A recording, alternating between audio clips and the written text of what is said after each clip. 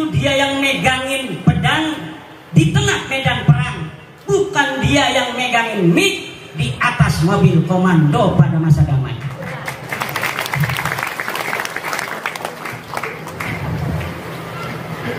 Ada orang ngajak-ngajak perang, megangin mic, teriak-teriak, siap perang, siap, siap perang, siap. Ya perang sama siapa? Kita kagak ada musuhnya, betul? Perang sama siapa? Perang sama polisi, bugot ente. Perang sama tentara, Anda mau memberontak negeri. Nggak ada penjajah, kita aman-aman saja. Ngadain acara pada suka hari ini aman tentram, betul nggak? Malam kemarin saya ceramah ditolak, menolak Imaduddin, pemecah belah umat. Saya datang aja, ngapain coba, mana? Kagak ada yang ngomong. Kita sudah bisa ukur, saudara, keberanian orang-orang yang hari ini ada di Indonesia. Orang-orang yang hari ini ada di Indonesia, yang berani siapa? Yang berani adalah mereka, orang-orang Indonesia yang leluhur mereka ada di Surabaya pada tanggal 10 November 1945. Mereka bilang mereka pemberani. Hei, kamu dan keluargamu, ketika 1926 rakyat Banten perang, kamu dan keluargamu ada di mana? Ketika 1888 Cilegon perang, ente dan keluarga ente ngumpet di mana? Ketika 1825 perang Jawa, ente dan keluarga ente ada di mana? Ane cari kagak ada.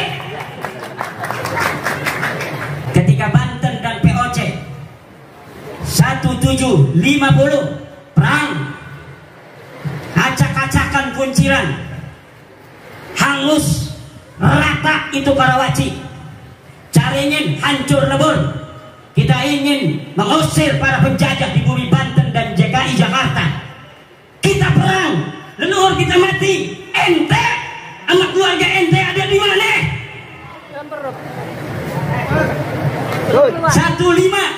1654 perang Cisadane, dengan gaya Manuk Dadali, tentara Kesultanan Banten mengusir penjajah VOC, merebut Cipondoh, merebut Kunciran, merebut Sudimara, merebut Pinang, agar kembali berada di bawah kekuasaan Kesultanan Banten, anak negeri sendiri.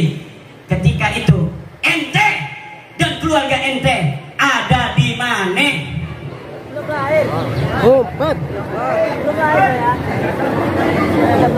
Ketika Sunan Ampel datang ke Banten, pengen ngajarin Islam di orang-orang Banten, kemudian Sunan Ampel kagak diterima orang-orang Banten. Kenapa? Karena dia bukan orang Banten. Sunan Gunung Jati ngejar Sunan Ampel, pengen berguru kepada Sunan Ampel di atas gunung apa namanya yang ada di Banten itu, Gunung Santri. Sunan Ampel di Gunung Santri ngajarin santri, orang-orang nggak ada yang mau masuk Islam. Sunan Gunung Jati mendengar Sunan Ampel ada di Banten, dia kejar dari Cirebon. Ternyata Sunan Ampel sudah pulang ke Surabaya.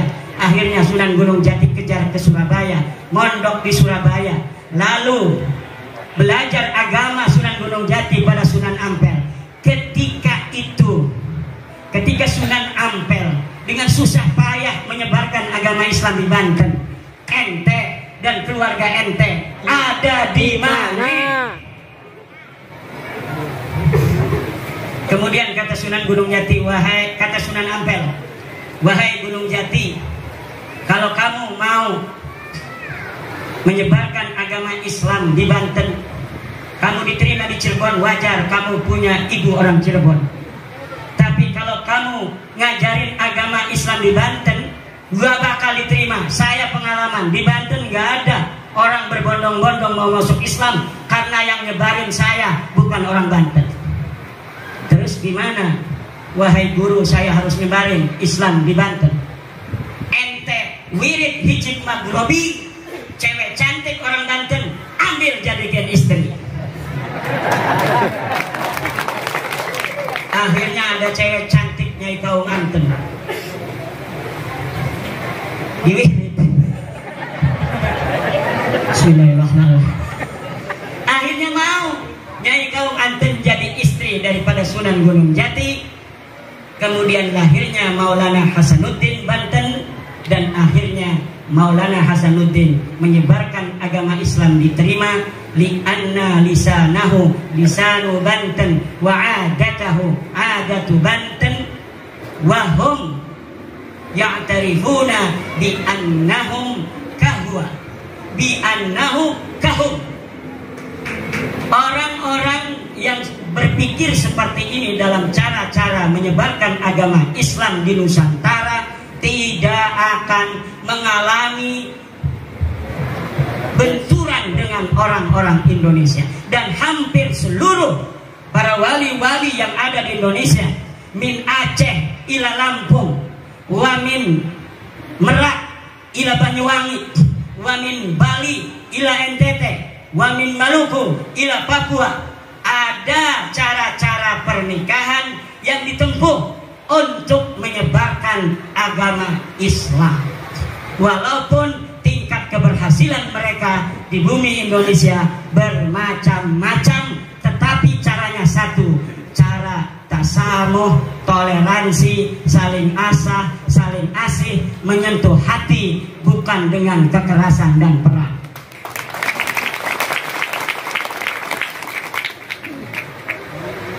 Ini ada orang yang kekerasan, memperlihatkan keberanian di tengah-tengah keheningan. Orang lagi damai, dia, saya paling berani, kita siap perang, takbir, Allahu Akbar. Kata polisi, saya juga Allahu Akbar. Mau perang dengan saya, ini Allahu Akbar, itu Allahu Akbar, samiallahu liman hamidah. Giliran zaman perang kagak ada di sejarah, gimana urusannya? Kita baca-baca, ini ada kagak yang mati di medan perang? Ada enggak nih dari suhada-suhada 10 November? Kagak ada. Ada enggak di 1888 perang Cilegon? Kagak ada. Yang ada fatwa bahwa yang berontak pada orang kafir Belanda itu adalah orang yang melawan ajaran agama. Nah, Allah, saya ingat kisah Bani Israel kepada Nabi Musa, ngajak-ngajak perang. Nabi Musa, ayo kita perang, kita kalahkan orang-orang Palestina, takbir, Allahu Akbar. Giliran datang kewajiban perang kepada Nabi Musa, diumumkan pada Nabi Musa, wahai Bani Israel, betul seperti yang kalian inginkan, sekarang sudah datang perintah berjihad melawan orang-orang yang memusuhi kita, Bani Israel.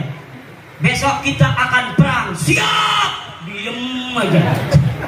Itu yang takbir-takbir kemarin kagak ada yang mongol.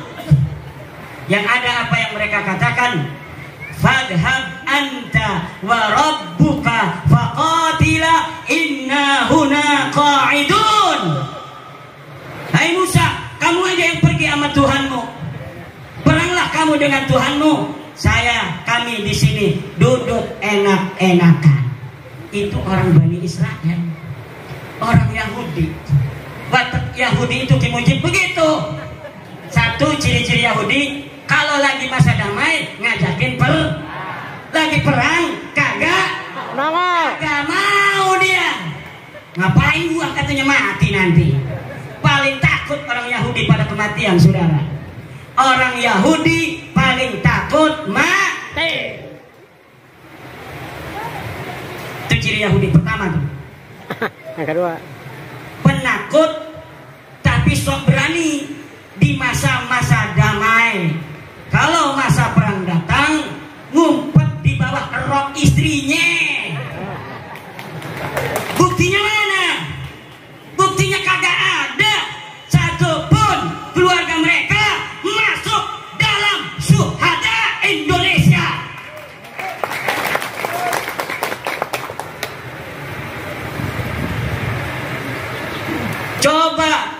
yang pura-pura berani itu, yang sok berani, urut dari namamu sampai Ubaidillah. Ada nggak yang mati di medan perang? Urut. Jangan bawa-bawa Panglima Hunain Sayyidina Ali, jangan bawa-bawa Panglima Karbala Sayyidina Husain. Mereka adalah cucu Rasulullah. Tapi urut dari Ubaidillah sampai namamu. Ada tidak yang mati di medan perang? Saya berani untuk bertaruh, tidak ada di antara nama itu sampai mereka yang mati di medan